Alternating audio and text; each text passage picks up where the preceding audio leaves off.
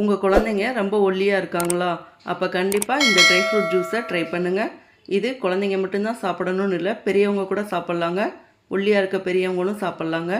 இந்த ஜூஸ் செய்கிறதுக்கு ஒரு 10 பாதாம் பருப்பு எடுத்துக்கோங்க, 5 பிஸ்தா பருப்பு எடுத்துக்கோங்க, 3 அத்திப்பழம் எடுத்துக்கோங்க, 2 டேட்ஸ் எடுத்துக்கோங்க, அதுக்கப்புறம் 15 உலர் திராட்சை எடுத்துக்கோங்க. பிளாக் கலர் கூட எடுத்துக்கலாங்க. இப்போ தண்ணி ஊற்றி நல்லா வாஷ் பண்ணிக்கலாங்க. நல்லா வாஷ் பண்ணதுக்கப்புறம் திரும்பவும் கொஞ்சமாக தண்ணி சேர்த்து நைட் ஃபுல்லாக ஊற வச்சிடலாங்க. நார்மல் தண்ணியே ஊற்றிக்கோங்க.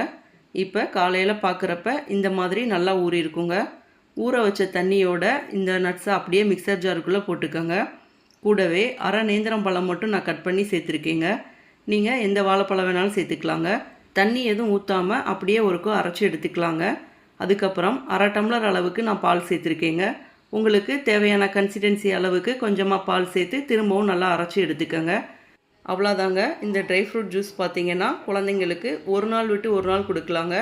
வாரத்துக்கு 3லேருந்து 4 நாள் அளவுக்கு கொடுக்கலாங்க. பெரியவங்க பார்த்திங்கன்னா டெய்லியும் கூட சாப்பிட்லாங்க.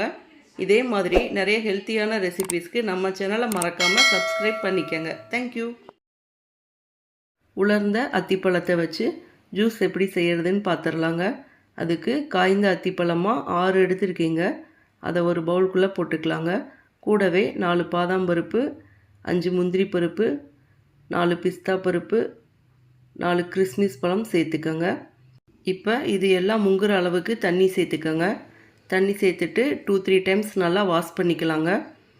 திரும்பவும் முங்குற அளவுக்கு தண்ணி சேர்த்துக்கோங்க.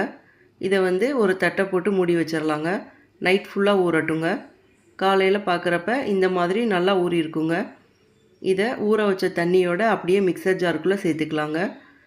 எக்ஸ்ட்ரா தண்ணி எதுவும் ஊற்றாமல் அப்படியே ஒருக்கோ அரைச்சி எடுத்துக்கலாங்க.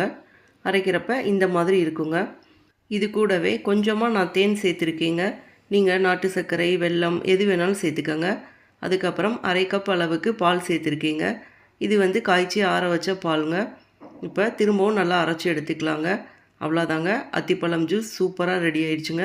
இதை அப்படியே ஒரு கிளாஸ்க்கு மாற்றிக்கலாங்க. அத்திப்பழத்தில் பார்த்திங்கன்னா அதிக அளவு நார்ச்சத்து இருக்கிறதுனால நமக்கு ஈஸியாக டைஜஷன் ஆகுங்க. அதுக்கப்புறம் பார்த்திங்கன்னா இரும்பு சத்தும் அதிகமாக இருக்குங்க. அதனால் ரத்த அழுத்தத்தை குறைக்கிறதுக்கும் அதுக்கப்புறம் ரத்தத்தில் ஹீமோக்ளோபின் எண்ணிக்கையை இன்க்ரீஸ் பண்ணுறதுக்கும் ரொம்ப ஹெல்ப்பாக இருக்குங்க. எலும்புகளை ஸ்ட்ராங் ஆக்கிறதுக்கும் ரொம்ப ஹெல்ப்பாக இருக்குங்க. இதே மாதிரி நிறைய ஹெல்த்தியான ரெசிபீஸ்க்கு நம்ம சேனலை மறக்காமல் சப்ஸ்கிரைப் பண்ணிக்கோங்க. தேங்க்யூ.